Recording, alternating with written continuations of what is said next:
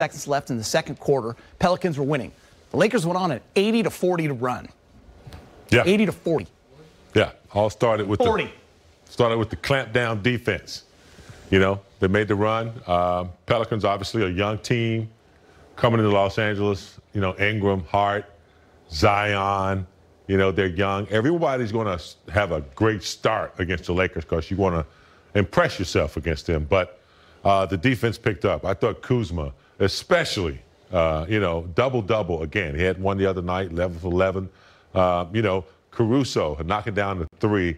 In addition, you know, to all the other little things he does on the defensive end. And I just thought, you know, LeBron, you know, he's just did LeBron like he usually does. And a good collective effort in the second half to close out the game. I think they started out so hot, they had nothing left for the second half. 61%. They was killing it. Hey, you know, we're going to talk about the Lakers offense. We're going to talk about the Lakers defense. But what I like to look at most is they took care of the basketball. They only had 6 turnovers in this entire game. And that's good for them because you look at a lot of the past games, they've been turning it over. But here they took care of the ball. They made good, sharp passes for good, crisp shots. And that's what you got to have out of a team that's playing a team that you need to beat. And these are one of the teams that you have to beat. Yeah, the bench playing, everyone getting in again. LeBron James only playing 31 minutes, AD 33. How about this? Kyle Kuzma in his last 3 games, 30 rebounds. Double-double for Kuz off the bench. He's speaking with Mike Trudell. All right, Kyle, you guys come off the road trip. Little bit of a slow start tonight, and then things flipped somewhere in the second quarter. What did you see was the difference there as you guys took over the game? You know, we just tightened up on defense, made them miss a little bit more. And, you know, they missed some shots too, but we also made them miss. So I think that's the biggest thing. We got out in transition and run after we got stops, and you know, that helped. All right, Kuz, 13 rebounds for you tonight, 2 short of your career high, but, you know, you've had to find other ways to impact the game without as many shots, just given what the other talent is on the roster. What has the rebounding focus been for you, and how did that play out tonight? Man, I just got to get in where I fit in, you know, just trying to find my role on this team and, you know, just trying to bring energy, and that's what I'm just trying to do. Hey, winning is always better than losing. You guys have gotten used to that over the course of the last 2 seasons. What about this new team with the new guys that have come in as you've become integrated with them? How do you think that's going, and where do you have to get to? You know, we still got ways to go. You know, obviously we're getting wins while learning, and that's never a bad thing. But, you know, we definitely got ways to go defensively, cohesiveness, and, you know, just continue to make the right play on offense. So. All right, Kuz, we appreciate the time, man. Yep, thank you. Appreciate it. Look at the second half shot. The Pellies shot 61%. In the second half, they shot 36%.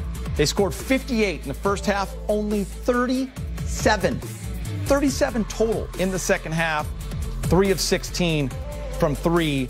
The Lakers outscored 55-37. That second half, James, 30-8 run in that fourth quarter. Yeah. The 11 steals, the 6 blocks. Listen, we talked in the pregame show. Since AD called this team out defensively after that lackluster performance on that end of the ball against the San Antonio Spurs, the Lakers have not lost a game. Their defense has tightened up, and they're #1 in the league in defensive rating.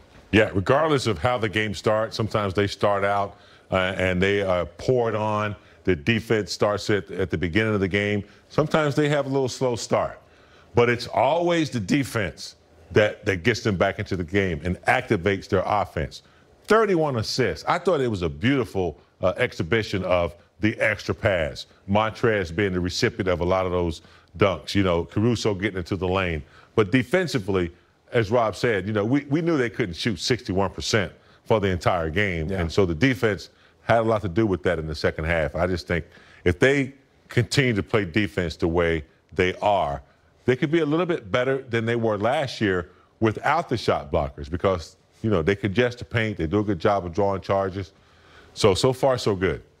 Yeah, knocking down shots. And the key is they got good shots from penetration, kicking, and making that extra pass. When they're moving the basketball like that, it's hard to stop. It's hard to see them do those threes off the move, but when they spotting up, knocking down threes at a 15 for 37, for 40%, you like to see that, not the ones where they're coming off the move, because some of those guys can do it, but not all of those guys can. Rob, we saw what Frank Vogel and this staff could do with the personnel they had last year, their ability to adjust in a playoff series.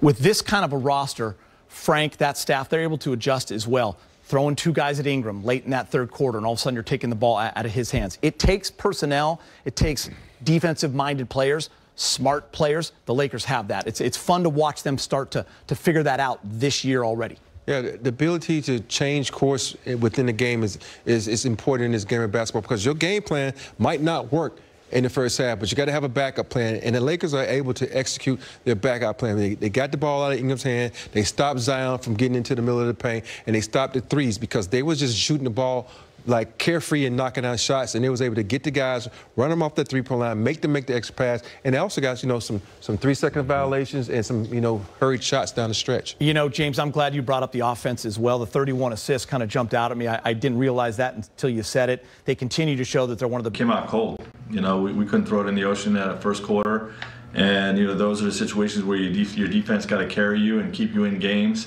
And give you a chance to for that offense to come back around, and that's what we challenge our guys to do throughout the first half. And really at halftime we made some adjustments defensively, to slow them down a little bit, and really had a great defensive second half.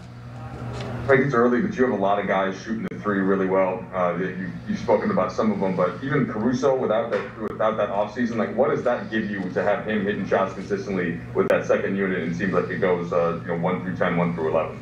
Yeah, well, we have so many guys that are so versatile. You know, not only both they're two-way players, can carry their own on the offensive end and get it done defensively, but the offensive versatility. Right, guys that, there's not a lot of one-trick ponies on this team.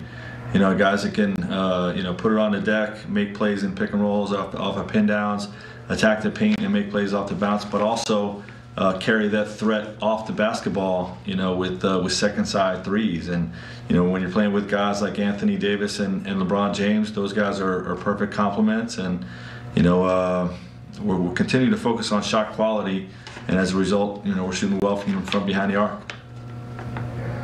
Okay, Kyle Zoom, please. You guys came out of that third quarter on a 15-0 run, that timeout. What did you say in that timeout that clearly inspired the 15-0 run and shut the Pelicans down? No, there's nothing I said in the timeout. We knew what we had to do differently in the second half, with our defense. And, they came out, and I think we gave up an and one and a three. To start, and that's not what we were looking for. But our guys are motivated at halftime to just come out and be better. Knowing that if it's a potential night where the shot's not falling, and our defense got to carry us, so they really just want to elevate their play. And just as a quick follow-up, what do you think that says about the patience of the team to sort of hang in there for that moment in the game? Yeah, well, we know it's a 48-minute game, and we got a great deal of belief in ourselves. Some games are going to be easier than others. Some games you're going to have to grind out. Things are not going to quite go your way. Like I said, the shots weren't falling. The ball was bouncing away from us on every rebound. And, we were struggling to get stops a little bit early in the game. So, you just be patient. You stay the course. You make necessary adjustments. The road trip. We just settled in. That first game after a road trip was always kind of difficult, always kind of challenging. So, we was able to just flip the switch, start getting defensive stops, get on, rebound, and run, got to our game, and was able to change the game around. So we got back to playing our style of basketball. All right, you pride yourself on being able to. Go ahead. Hey, finish off. Can I follow up quick? Okay, yeah, we know you pride yourself on being able to play as many minutes as needed. 365. Does it help though to have not to have to play over 30 because you're up by 20? Is that stuff that you can sort of build up and save for later in the season, or is it irrelevant? No, man. I'm 36 years old, 18 years in the league. Ain't no save for something for later on in the season. My body is ready to play whatever I need to play throughout the course of a game. I go hard while I'm out there, and then I start my treatment after the game. So I wish I could bank time. I wish I was Justin Timberlake in that movie where I could bank some time, but I cannot do that at this point. Okay, on to Kyle Goon, please. LeBron, at halftime, I think the Pelicans were shooting 61%, and you guys were shooting 40%. You were down by a point. You guys were winning turnovers, free throws. What do you think you demonstrate when you are able to hang in games and eventually win games by competing in ways that aren't just shooting? Well, like I tell you all the time, every game has its own challenges, and every game is different. So you got to be able to adjust.